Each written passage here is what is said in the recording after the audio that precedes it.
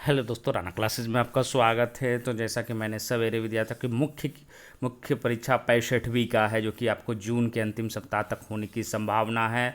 तो बहुत सारे लोग कमेंट्स में ऐसा हो ही नहीं सकता, लेकिन एक खबर और अन्य अखबारों में भी आई है तो बहुत ही इंपॉर्टेंट है। तो क्या है, 65वीं बीपीएससी मुख्य परीक्षा का आवेदन मई के पहले सप्ताह से कर सकेंगे। तो ये बड़ी खबर है। खासकर जो लोग कह रहे थे कि नहीं होने की संभावना, वो होगी नहीं होगी, ये तो कोरोना से जो अपडेट रहेगी उसके अनुसार होगी। लेकिन ये जो है आपको फॉर्म भरने का है, जो कि आपको मई के पहले सप्ताह में से कर सकेंगे। बीपीएससी की 65वीं संयुक्त मुख्य परीक्षा के लिए प्रारंभिक परीक्षा में सफल सफल अभ्यर्थियों से आवेदन मई प्रथम सप्ताह से ऑनलाइन ली जाएगी।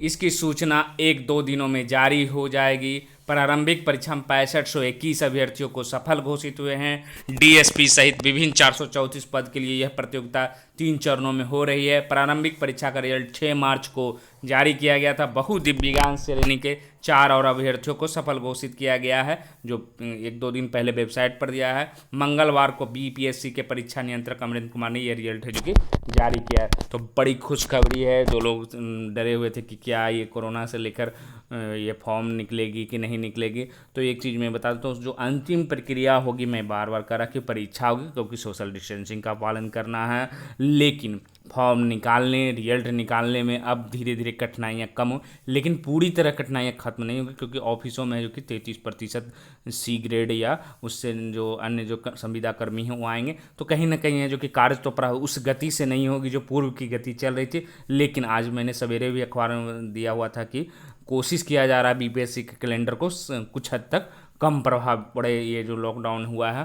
तो ये अच्छी खबर है कि आपको मई के पहले सप्ताह में है जो कि आपको 65वीं मुख्य परीक्षा का फॉर्म, ऑनलाइन फॉर्म आ जाएगा। उसमें मैंने सवेरे भी बताया था कि आपको बहुत ज़्यादा उसमें मेंस के फॉर्म में नहीं भरना है। आपको सिर्फ जो डॉक्यूमेंट्स हैं उसको टिक मारना है कि ये डॉक्यूमेंट्स आपके हैं, कास्ट सर्टिफिकेट, इंटरमीडिएट, ग्रेजुएशन के, वही भरना है। और फीस लगेगी आपकी जो भी निर्धारित होगी, 600 या 750 जो भी होगी। उसके बाद जो कि आपको मेंस का सिलेबस क्या होगा, तो आप 63वीं का भी देख सकते हैं। और जो 64वीं का है जो कि उसका भी क्वेश्चन है, जो कि आपको सर्च करने पर मिल जाएगा। मैं उसका लिंक भी दे दूंगा, क्योंकि सारे जो क्वेश्चन आए हैं किस तरह के आए हैं तो उसको आप देख सकते हैं। और ये परीक्षा कितने की होगी, तो 900 अंकों की होगी मुख्य परीक्षा। 300 अंकों की है जो कि आपको जीएस फर्स्ट रहेगी, और जीएस सेकंड, मतलब टोटल जीएस 600 नंबर की रहेगी। और 300 नंबर के आपके ऑप्शनल रहेंगे, जो आपने प्री में ही चुने हैं, आप उसको चेंज नहीं कर सकते हैं। कुछ भी मेंस में आपका चेंज नहीं होगा। अगर गलत भी भरा गया है तो वो चेंज नहीं होगा, ना ही आपको। बहुत सारे लोग सोचते हैं, जो नए हैं वो सोचते हैं कि इस मेंस में है जो कि चेंज कर दूंगा, लेकिन विषय जो ऑप्शनल चुने वो बिल्कुल चेंज नहीं होगा। और 300 जो जीएस फर्स्ट में पहला में इतिहास, कला, संस्कृति रहेगी, उसमें आपको 3 प्रश्न करने होंगे। 6 प्रश्न रहेंगे या 5, ये तो हर परीक्षाओं में भिन्न भिन्न रहता है। उसके बाद आते हैं दूसरे फेज में, करेंट अफेयर्स रहेगा, उसमें भी आपको 3 प्रश्न करने के रहेंगे।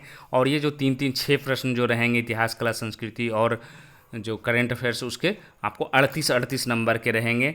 और उसके बाद है जो कि आपको स्टैटिक्स रहेंगे। करेंट अफेयर्स के बाद स्टैटिक्स रहेंगे, वो आपको 36-36 नंबर के रहेंगे, 72 नंबर के रहेंगे। 2 स्टैटिक्स आपके बनाने पड़ेंगे, हो सकता है उसमें 1-2 का ख ग घ भी रहे।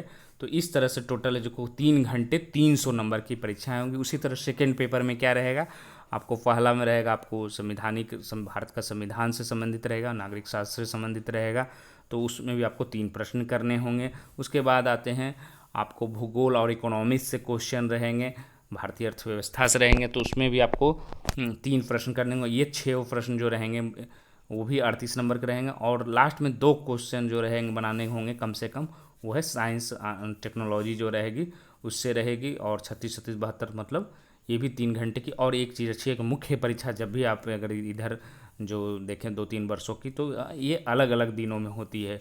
ऐसे पहले क्या होता, 56वीं से 59वीं तक आपको एक ही दिन में 2 परीक्षाएं जनरली देनी पड़ती थी, हिंदी छोड़कर।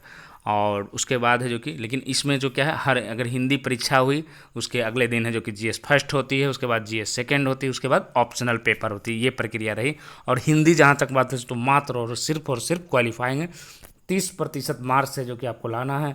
अगर आप हिंदी में फेल करते हैं तो आपकी कॉपी जांच नहीं की जाएगी, लेकिन ज़्यादातर लोग आपको पास ही करते हैं 90 से 95%। अब संजोगवश कोई फेल कर जाए तो अलग बात है।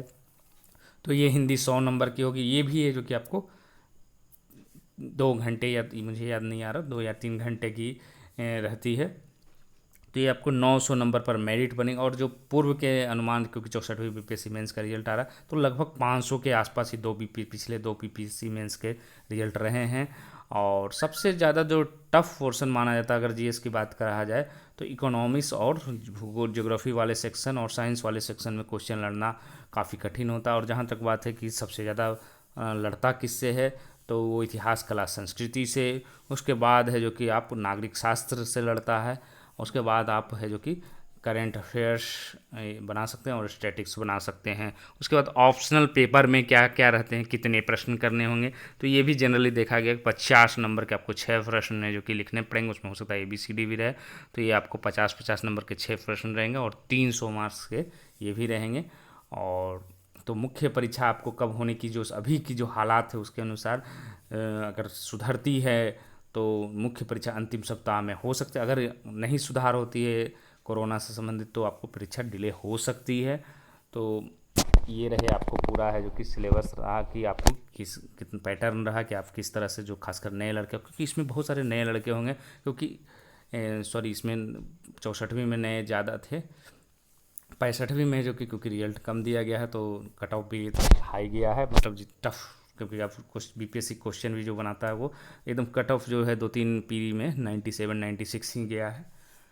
तो ये रहा आपको अपडेट है। और जहाँ तक अच्छी खबर अन्य परीक्षाओं की है, चाहे बीपीएससी हो, बिहार दरोगा मेंस की हो, एग्ज़ाम लेने में तो अभी परेशानी है, आप भी समझ रहे हैं, लेकिन फॉर्म निकल सकती है, चाहे वो बीएसएससी CGL 3 हो। और बहुत सारे लोग पूछ रहे हैं बीएसएससी CGL 3 कब आएगा, तो ये वैकेंसी अब जो है उम्मीद जगी है कि आपको मई में भी आ सकती है। ऐसा नहीं, असंभव नहीं है कि नहीं आएगी, क्योंकि बहाली की प्रक्रिया शुरू हो सकती है। परीक्षा लेने के लिए आपके जो कि होने में आपको देर, और ESI की परीक्षा बहुत सारे लोग पूछ रहे हैं, तो ESI की परीक्षा भी अभी तक आयोग ने कभी टाला नहीं है। लेकिन एक अखबार में अशोक प्रसाद जो हैं OSD, वो ज़रूर बता रहे थे कि थोड़ी संभावना कम है। अब देखना है कि क्या आयोग निर्णय लेती है परीक्षा के संबंध में। तो इसी के साथ धन्यवाद।